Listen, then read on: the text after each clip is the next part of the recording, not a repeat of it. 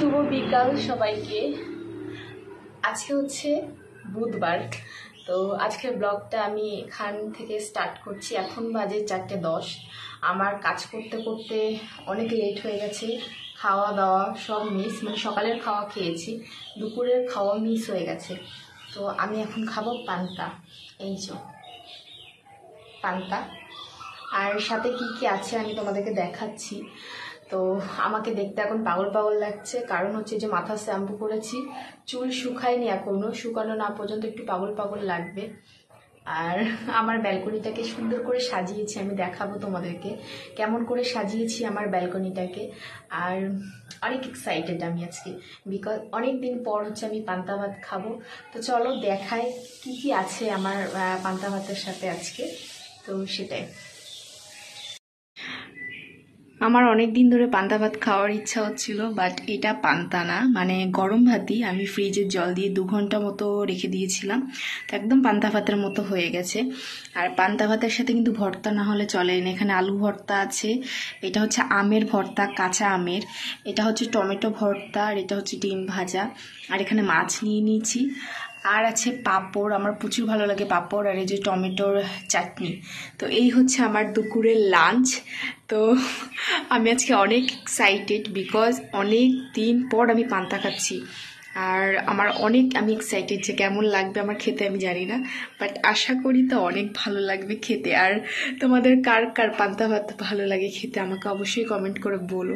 আমার তো সেই মজা লাগছে এটা দেখে, বিশ্বাস করো, মানে প্রচুর আমি এক্সাইটেড কখন খাবো।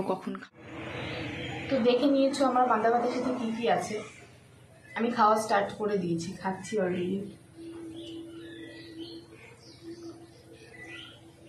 কারণ আর খিদে সহ্য করতে পারছি না।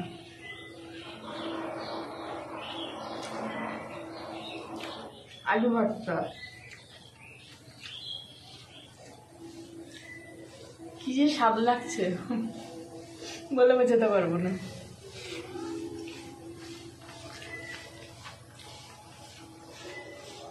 মাছ,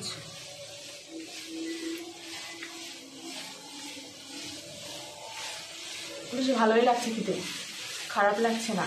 আর এই গরমকাল মানে হচ্ছে পান্তা। ও, গরমকাল পান্তা তোমরা আমার মতো বাড়িতে বানিয়ে খাবে, দেখবে কত সুন্দর লাগে খেতে, জাস্ট বিরিয়ানি হার মেনে যাবে এই ভাতের কাছে।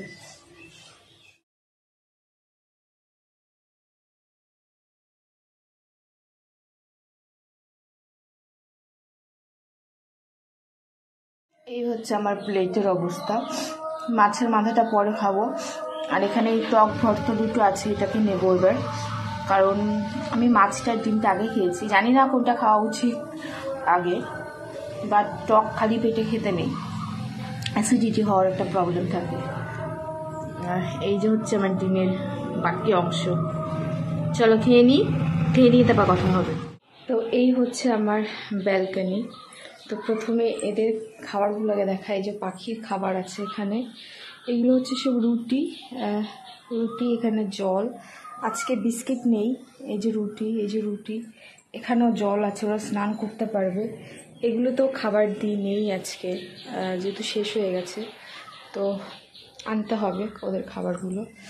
তারপরে হচ্ছে এখানে আছে এই যে অ্যালোভেরা গাছ, মানি প্ল্যান্ট গাছ, এখানে অ্যালোভেরা গাছ, মানি প্ল্যান্ট, অ্যালোভেরা, আর এখানে আছে হচ্ছে পাথরকুচি গাছ, এই যে এখানেও অ্যালোভেরা গাছ,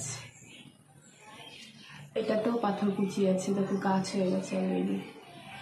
আর এই যে এখানটায় দেখায়, এখানটায় আমি ওড়না দিয়ে পর্দা মতো করেছি, ভালো লাগে দেখতে, এই আর কি, এই যে এখানটায় বসলে অনেক সুন্দর লাগে।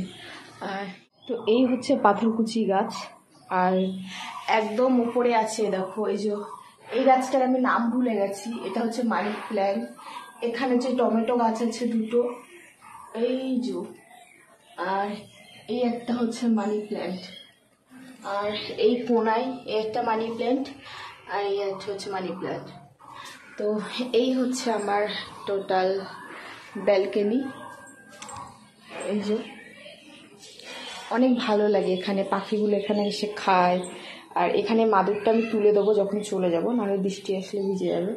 তো মোটামুটি আমার যতটুকু সামর্থ্য সেই হিসাবে আমি সাজিয়েছি আমার ব্যালকনিটাকে। তো এই দুটো ভর্তা আমি খেতে পারিনি, টমেটো ভর্তা আর আমের ভর্তাটা পেট ভরে গেছিলো, তো রেখে দিয়েছি, পরে খেয়ে নেবো যেহেতু টকটক। আর এই যে আমার লঙ্কা গাছ, এর থেকে আমি প্রচুর লঙ্কা পেয়েছি সত্যি কথা বলতে। এখনও দেখো প্রচুর লঙ্কা দেবে, ফুল ফুটে আছে এই যে। তারপরে এই দেখো আমার কুমড়া গাছ, একটা কুমড়া গাছ, ওই দেখো পেঁপে গাছ হচ্ছে, ওই যে আরও আছে ওদিকে গাছ। তো আমার ছোট্ট মানে একটা আমার জীবনের ছোট্ট একটা আমি পেয়েছি। আর গাছ বসালে অনেক ভালো লাগে, বাট পার্সোনালি গাছকে অনেক যত্ন করতে হবে, নাহলে গাছ কিন্তু তোমাকে ভালোবাসা রিটার্ন দেবে না। তুমি যত্ন করবে যত, ও তোমাকে তার দ্বিগুণ ভালোবাসা তোমাকে ফেরত দেবে। তো চলো নিচে যাই। হ্যাঁ, নিচে কাজ আছে, কিছু কিছু রান্না বাকি আছে। ইফতার করতে হবে মায়ের জন্য, যেহেতু মায়ের কাছে এসেছি, তো মায়ের জন্য ইফতার তো করে দিতেই হবে। আর রান্না বান্না আছে করবো। আর আমার চুলগুলো দেখো শনপাপড়ি হয়ে গেছে, শনপাপড়ি চুল।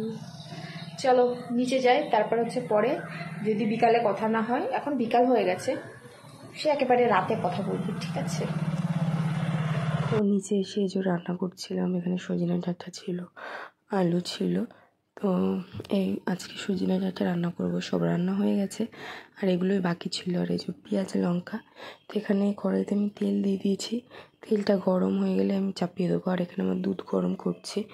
তো এই যে কড়াইয়ের তেল গরম হয়ে গেছে, আর একটু গরম হোক। গরম হয়ে গেছে, আমি পেঁয়াজগুলো দিয়ে দিলাম। এবার এগুলোকে হচ্ছে হালকা করে ভেজে তারপরে এর মধ্যে ওই যে ডাঁটাগুলো ঢেলে দেবো। তো মশলাপাতি দিয়ে এই যে কষিয়ে নেবো, কষিয়ে নেওয়ার পর তারপরে জল দেবো। কারণ ভালো করে সবজি না কষালে না, কাঁচা গন্ধ থাকলে ভালো লাগবে না খেতে, কেমন বিচ্ছিরি একটা স্মেল বার হয় আর কেমন জানি লাগে খেতে। জানি না কার কাছে কেমন লাগে, বাট আমার কাছে তো ওরকমই মনে হয়, ভালো লাগে না সুন্দরভাবে মশলা দিয়ে ভালো করে না কষালে।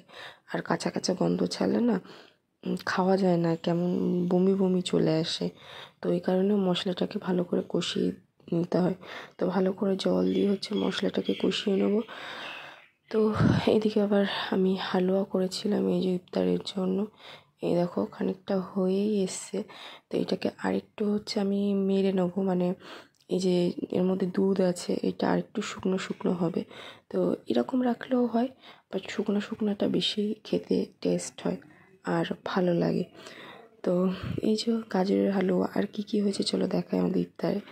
তো এখানে দেখো ফল আছে বিভিন্ন ধরনের, কুল, তারপরে আঙুর, আপেল, তারপরে খেজুর, শসা, আরও অনেক কিছু ছিল। এখানে এই যে ছোলা মাখা করেছি, আর এই ছোলা মাখাটা খেতে অনেক ভাল লাগে। কাঁচা ছোলা মানে ভিজিয়ে দিয়ে আর সমস্ত এগুলো দিয়ে, ফলগুলো দিয়ে, মানে ধনিয়া পাতা, টমেটো, শসা এগুলো দিয়ে। আর এই যে এখানে আমি বেগুনি করছিলাম। তো এটা হচ্ছে কিসের বেগুনি বলো তো? কুমড়ার বেগুনি, মানে বেগুনের বেগুনি না, কিন্তু বেগুনের বেগুনি অনেক টেস্ট হয়, বাট এটাও খেতে অনেক টেস্ট হয়। আর এখানে যে পেঁয়াজও করবো, তার জন্য এখানে আমি পেঁয়াজ ধনেপাতা মাখিয়ে রেখেছি। আর এই যে হচ্ছে কুমড়ো, দেখো তোমরা খেয়েছো কোনোদিনও কুমড়োর পেঁয়াজু? তো এই যে আমার সমস্ত কিছু কমপ্লিট। তো আজকের ব্লগটা এটুকু, ভালো লাগলে লাইক করো, আর নতুন হলে আমার চ্যানেলটাকে সাবস্ক্রাইব করো। চলো টাটা, বাই বাই, দেখা হবে নেক্সট কোনো ব্লগে বা ভিডিওতে। ততদিন ভালো থেকো, সুস্থ থেকো, আর আমার জন্য অতি অবশ্যই দোয়া করো। আল্লাহ হাফিজ।